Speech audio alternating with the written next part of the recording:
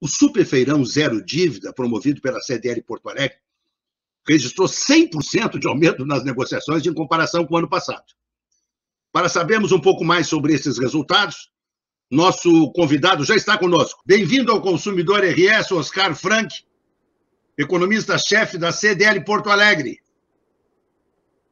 Olá, tudo bem? Obrigado, Alexandre, pela oportunidade. Sempre uma alegria conversar contigo. A alegria é nossa. Oscar, nós te entrevistamos quando ia iniciar a promoção Superfeirão Zero Dívida, que inclusive me chamou a atenção por ser totalmente virtual. Eu achei até que haveria algumas exceções, não, ela foi virtual. Como é que aconteceu o Superfeirão Zero Dívida? Já é possível mensurar os resultados? Quais as cidades que houve mais aderência? Quais dos grandes fornecedores que tiveram mais negociação? Bom, eu definiria o Superfeirão Zero Dívida 2021 como um sucesso. Por exemplo, um sucesso? Exatamente.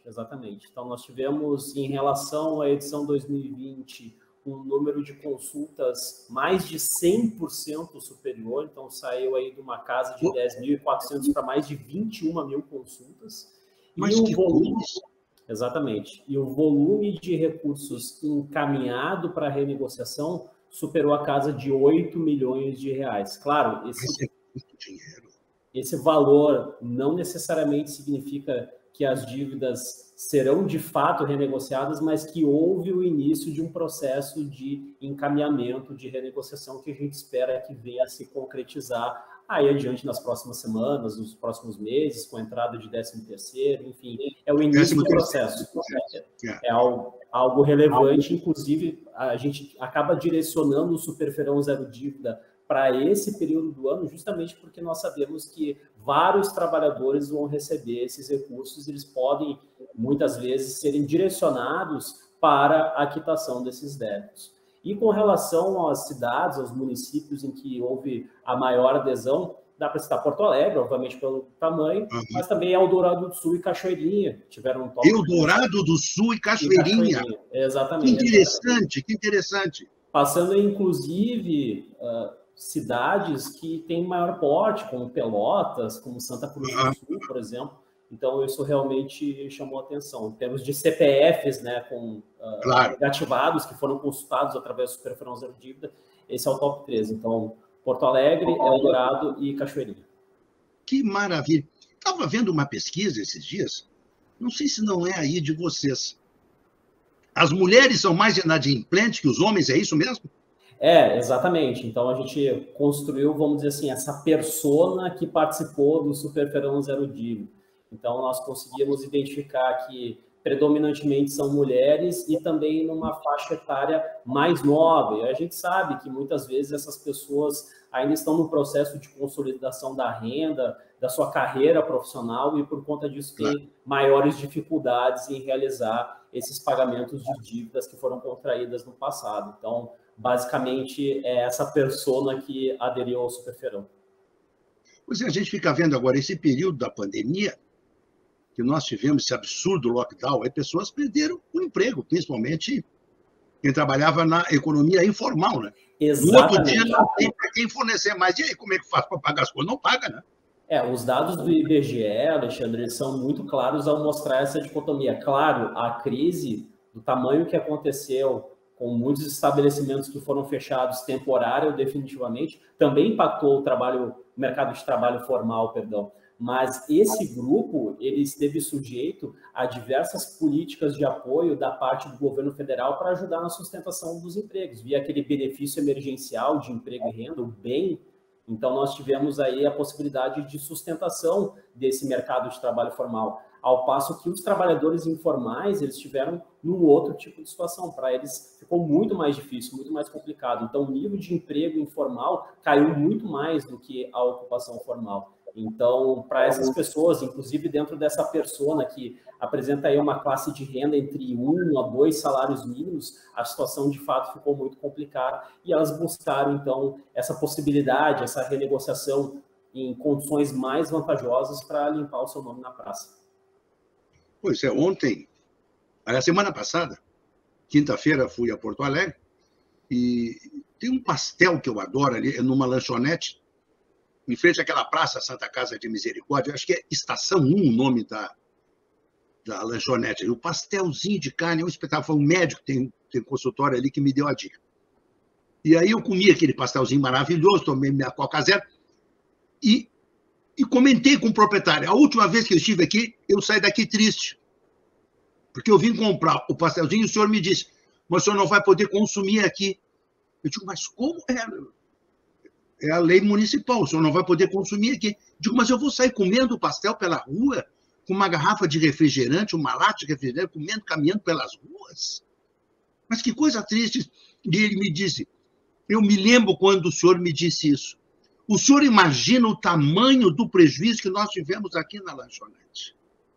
Só agora nós achar que vamos recuperar alguma coisa.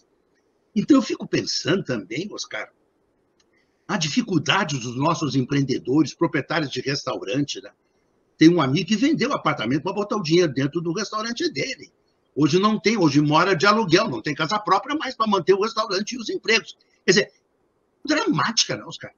Exatamente, exatamente. Então, muitos, infelizmente, não conseguiram sobreviver a esse fechamento prolongado da economia, essa destruição da renda, dos empregos que aconteceu.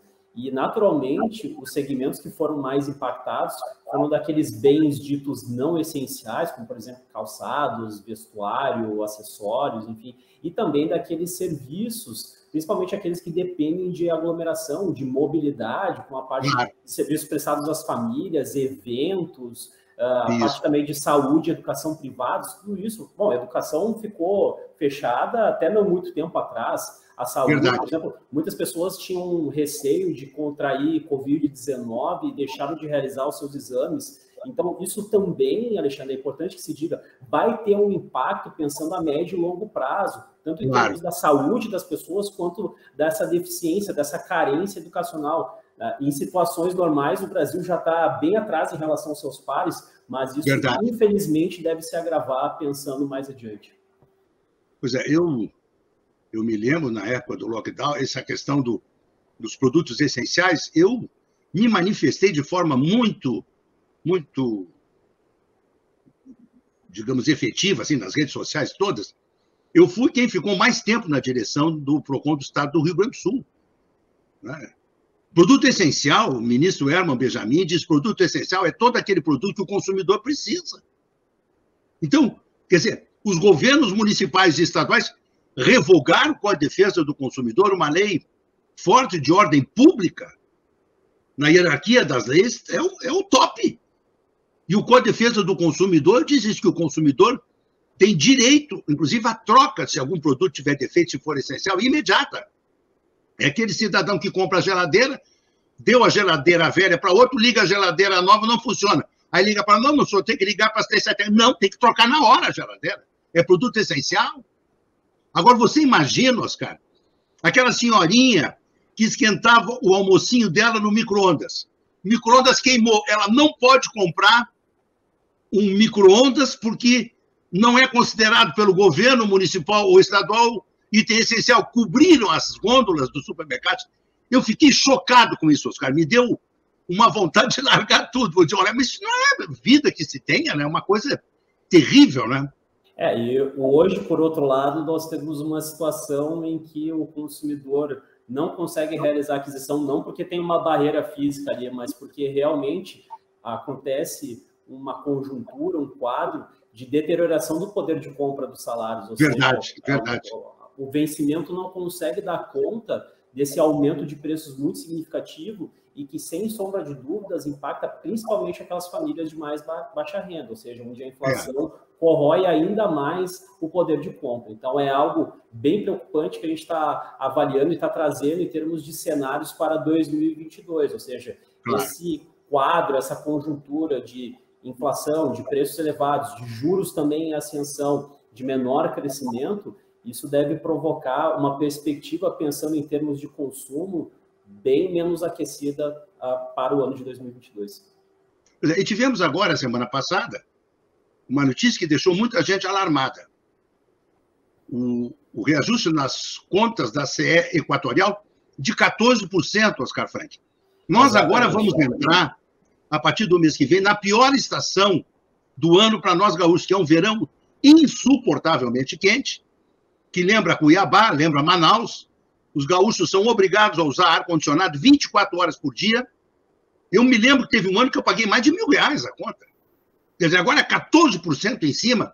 Quer dizer, não seria um momento das organizações empresariais, enfim, fecharem algum acordo com as grandes distribuidoras de energia, enfim, para segurar um pouco esses reajustes? A mesma coisa com combustível, ninguém está aguentando o combustível mais, Oscar. E o combustível se reflete no produto da gôndola do supermercado. Infelizmente, Alessandro, a gente tem uma situação que parece a tempestade perfeita, né? Ou seja, exatamente. Esse não é um aumento pontual, ou seja, se fosse só isso, aí os consumidores teriam um jeito de poder lidar, de poder fazer uma readaptação dos seus orçamentos. Mas definitivamente não é o caso. A gente tem os combustíveis, a gente tem a energia elétrica, a gente tem os alimentos, a gente tem os veículos, agora mais os serviços que estão sendo pressionados em função desse processo de reabertura. Então, tem tudo isso pesado.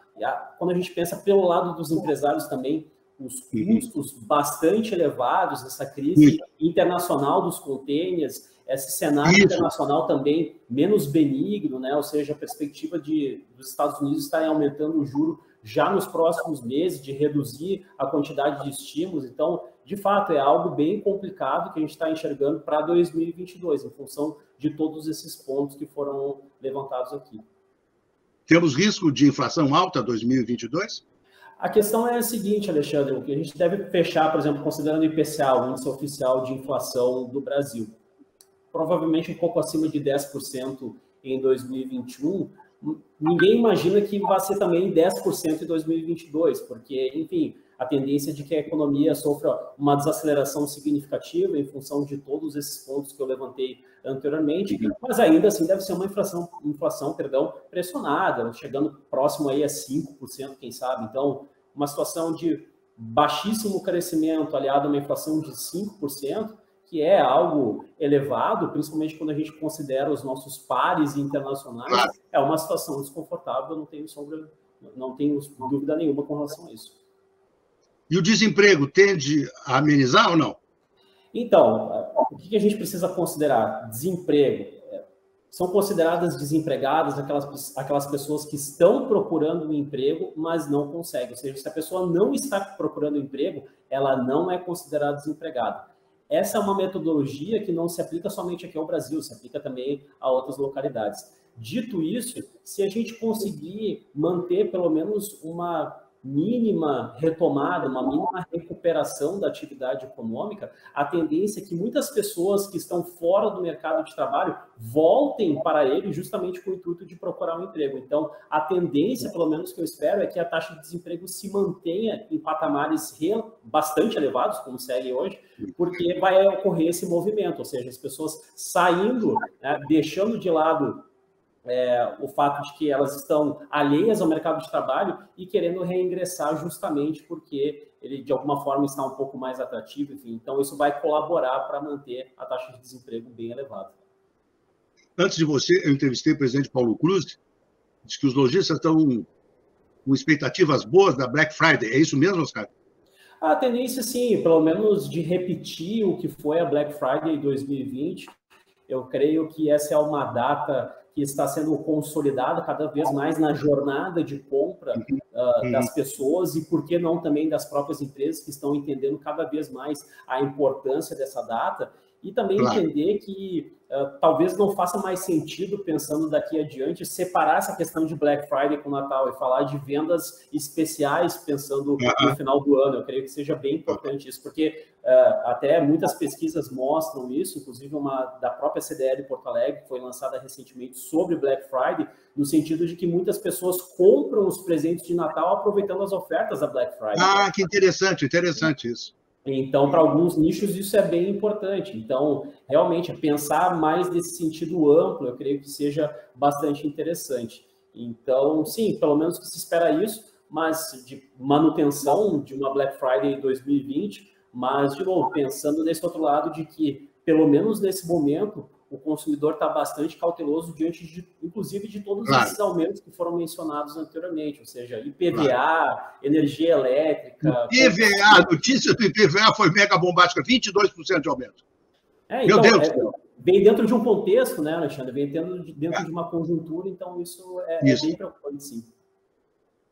Muito bem, Oscar Frank, economista-chefe da CDL Porto Alegre. Alguma consideração final, já aproveitando para te agradecer mais uma vez o carinho conosco?